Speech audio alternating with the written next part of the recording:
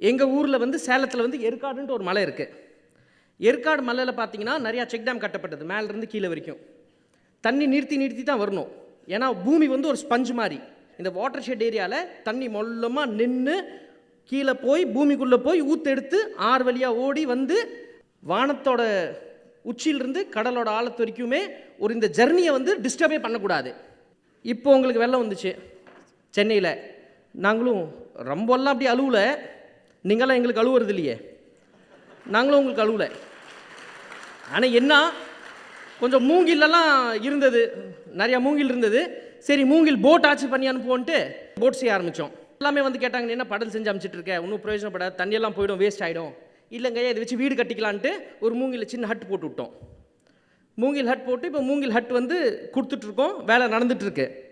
ஆனால் ரொம்ப ஒரு உள் வரைக்கும் ஆழமாக போன விஷயம் என்னென்னா, இந்த டிஓஃபோ கிட்ட போனோம். சார் கொஞ்சம் சென்னைக்கு வந்து மூங்கில் வந்து வேணும், ஏற்காட்டில் பகுதியில் வந்து எல்லாம் மூங்கில் இந்த தடவை பூ விட்டுருச்சு, மூங்கில் நெல்லெல்லாம் விற்றுட்டோம், மூங்கில் காஞ்சு கிடக்க மலைவாழ் மக்கள் வந்து நல்லா தட்டி அடிப்பாங்க பொழந்து, அதில் கொஞ்சம் ஹட் செஞ்சு அனுப்பலாம், நீங்கள் தொழிற்சாலைக்கு கொடுக்குற காசுக்கு எனக்கு கொடுங்க, சேர்த்து ஒரு 100 ரூபா கூட வாங்கிக்கோ, ஆனால் அந்த மலைவாழ் மக்கள்னால தான் அவ்வளோ பெருசாக தயாரித்து அனுப்ப முடியும், இந்த வெள்ள நிவாரணம் ரொம்ப நல்லா இருக்கும்னு அழுகுறாரு. No no no no no Seshasayee paper மில்க்கு கொடுக்கணும், நான் பேப்பர் மில்க்கு கொடுக்கணும், அந்த மூங்கில உனக்கு கொடுக்க முடியாது. ஐயா 2 லோடு கொடுங்க, என்ன 10 குத்து வெட்டி கொடுங்க. பிசிசிஎஃப் கிட்ட போனார், பிசிசிஎஃப் கிட்ட வந்தேன். அந்த பில்டிங் வந்து கேட்டால் நான் லெட்டர் அனுப்பிச்சு விட்டார். திருப்பி 3 நாள் கழிச்சு வந்தேன். ஐயா அந்த லெட்டர் வரலையா, லெட்டர் போயிடுச்சு, அங்கே போய் கேளு. திருப்பி டிஓஃபி கிட்ட போனோம், லெட்டர் வரலன்னாரு. அப்படிங்கிற ராஸ்கல் உனக்கு உதட்டினா உண்டா?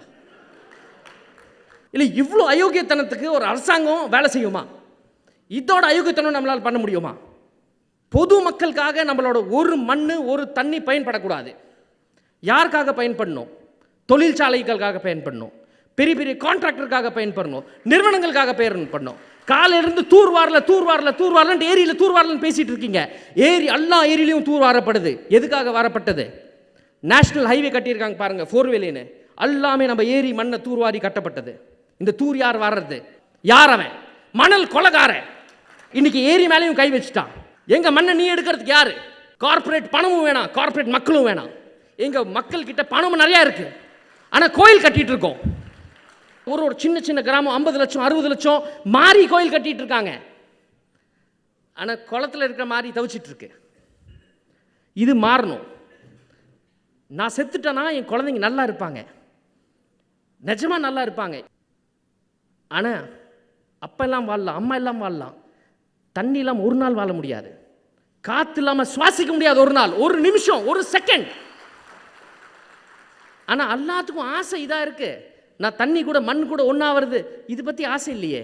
சரி இந்த ஏரி வேலை முடிச்சிடுறேன். இது வந்து அம்மாப்பேட்டை ஏரின்ட்டு இருக்குது. இது 3 அடிக்கு 39 ஏக்கருமே பிளாஸ்டிக் இருந்தது, வாரிட்டோம். ரொம்ப சந்தோஷமாக இருந்தது. 400 பேர் கூடுவோம், கம்புக்கூழ் சாப்பிடுவோம். ஒரு ஏரியில் 13,000 மரம், ஒரு ஏரியில் 12,000 மரம். இது அரிசிபாளையம் தெப்பக்குளம். இந்த ஏரி வேலை ஒரு முக்கியமான வேலையாக தெரிலங்க எனக்கு. ரொம்ப முக்கியமான வேலை இந்த அடிக்கிற லூட்டி எப்படி நிறுத்த போகிறோம்? நிறுத்த முடியுமா? கண்டிப்பாக நிறுத்த முடியும். சேலத்தில் கஞ்சமலைன்ட்டு ஒரு மலை, 6000 ஏக்கர் மலை. ஜிண்டலோட ஒரு கம்பெனி கேட்டுச்சு, சேலம் ஸ்டீல் பிளான்ட், டோட்டலாக 6000 ஏக்கர். 3 பேரும் பிரிச்சுக்கிட்டாங்க. வனத்துறை கிட்ட போய் 11ஆம் தேதி 2008 6வது மாதத்தில் விண்ணப்பம் கொடுக்குறாங்க. நாங்கள் எங்களுக்கு எல்லாம் பொருள் வேணும், அந்த ஏன்னா கனிமம் எடுக்கணும், பாம் பிளாஸ்ட் பண்ணி அந்த ஓப்பன் பிளாஸ்ட் மைனிங் வாங்க, அந்த கனிமம் கொல்லை பண்ணோம், நாங்கள் ஆவணங்கள் கொடுனா. வனத்துறை எப்போ கொடுக்குறான் பதில்?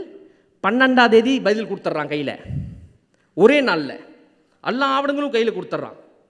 அந்த மலையை காப்பாற்றணும், எடுக்க விடல. எங்கள் மலையை எடுக்க விட மாட்டோம், வெறும் 2000 ரூபாய் செலவு பண்ணோம். ஆனால் 2000 பேர் கூடணும், 2000 பேர் கூடணும், அந்த மலையை காப்பாற்றணும். வேதாந்தான்ட்டு ஒரு பெரிய நிறுவனம் கொல்லிமலையும் ஏற்காடையும் மொட்டையாக அடிச்சுட்டு இருக்கான். மொட்டையை ஏன் ஆகக்கூடாதுன்னா, இது பாக்ஸைட் இருக்குது அந்த ஹில்ஸில். பாக்ஸைட் வந்து ஸ்பஞ்ச் மாதிரி வேலை செய்யும். மழை பெஞ்சா தண்ணி உரிச்சிக்கும், தண்ணி உரிச்சு ஊற்றெடுத்தால் ஆறு ஓடும்.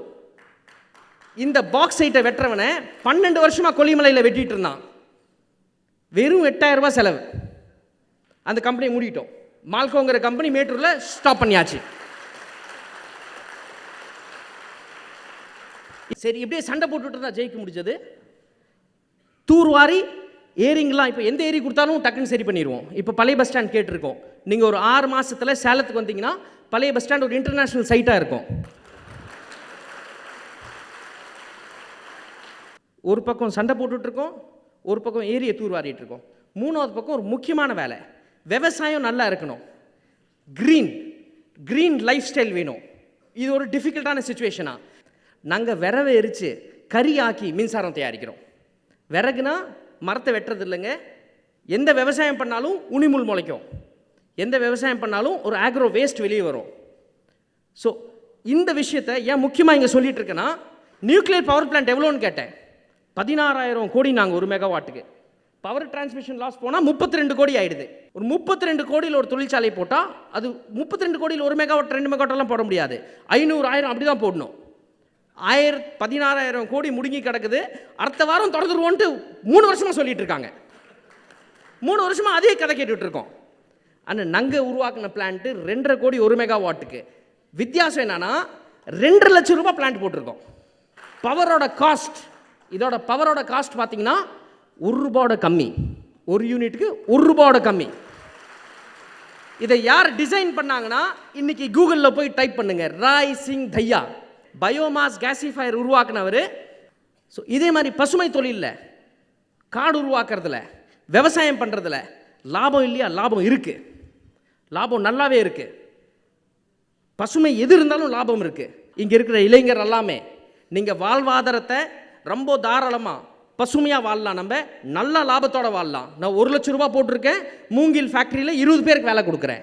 தொழிற்சாலைகள் 1 கோடி கொடுத்து ஒருத்தருக்கு வேலை கொடுக்குது, 1 கோடி போட்டு ஒருத்தருக்கு வேலை கொடுக்குது. நம்பாதீங்க, ஃபாக்ஸ்கான் நோக்கி எல்லாம் மூடிட்டு போயிட்டான், எல்லாம் சாத்திட்டு போயிட்டான், கண்டுக்கிறது இல்லை. ஆனால் பசுமை தொழிலில் நிறைய லாபம் இருக்குது, ஒரு மாற்று வழி. So conservation, activism and sustainable development, இது 3மே செஞ்சிங்கன்னா கண்டிப்பாக பணத்தாலையும் லாபம் இருக்குது, உடம்பும் நல்லா இருக்கும். தினைக்கும் காலையில் மண்ணும் தண்ணியும் கையில் பண்ணணும், சூரியன் பட்டால் ஹெல்த்தியாக இருப்போம், மூளை கொஞ்சம் அதிகமாக நல்லா வேலை செய்யும். ஸோ இந்த 3க்கும் வழி இருக்குது. பியூஷ் மானுஷன் ஃபேஸ்புக்கில் தேடுங்க, திட்டுறதெல்லாம் அதோட வச்சுக்கோங்க.